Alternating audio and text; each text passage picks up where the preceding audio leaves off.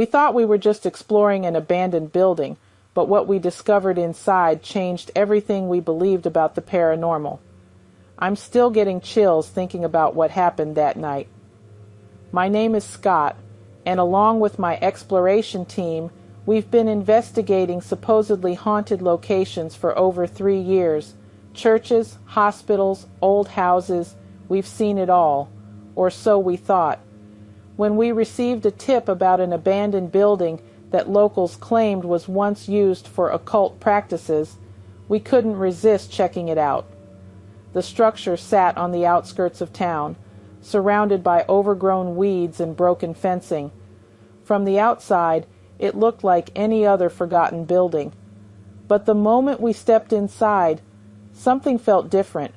The air was thick, almost oppressive, and our equipment started acting up immediately. Our EMF detector was going crazy, registering readings we'd never seen before. The temperature dropped at least 15 degrees the second we crossed the threshold. But here's where things got really strange. We found fresh candles. Not old, melted remnants, but brand new candles that looked like they'd been lit recently. As we moved deeper into the building, we discovered what appeared to be a makeshift altar. Dark symbols were carved into the wooden surface, and there were stains that looked suspiciously like dried blood. My teammate Victoria, who's usually the skeptic of our group, started feeling nauseous and dizzy. Then we heard it, a low humming sound coming from somewhere deeper in the building. It wasn't mechanical.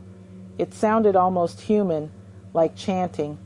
We followed the sound down a narrow hallway lined with disturbing artwork and more symbols we couldn't identify. The humming led us to a basement we hadn't noticed before. The wooden stairs creaked under our weight, and with each step, the temperature seemed to drop further. When we reached the bottom, we found something that made our blood run cold. There were dozens of photographs pinned to the walls. All of them showed people we didn't recognize, but they were marked with red X's. In the center of the room stood a circle made of what looked like salt or white powder, with more candles arranged around it. But the most terrifying part wasn't what we saw. It was what we heard next. Footsteps. Heavy, deliberate footsteps coming from upstairs. We weren't alone. We grabbed our equipment and ran. I've never moved so fast in my life.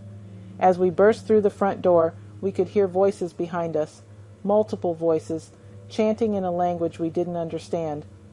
Looking back at our footage later, we discovered something that still gives me nightmares. In several frames, there are shadows moving independently of any light source, shapes that look almost human but distorted, like they're not quite solid. We've never returned to that building, and we never will. Some places are abandoned for good reason.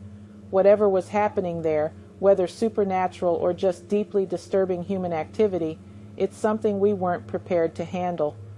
Sometimes curiosity leads you to amazing discoveries. Other times it leads you to things that are better left alone.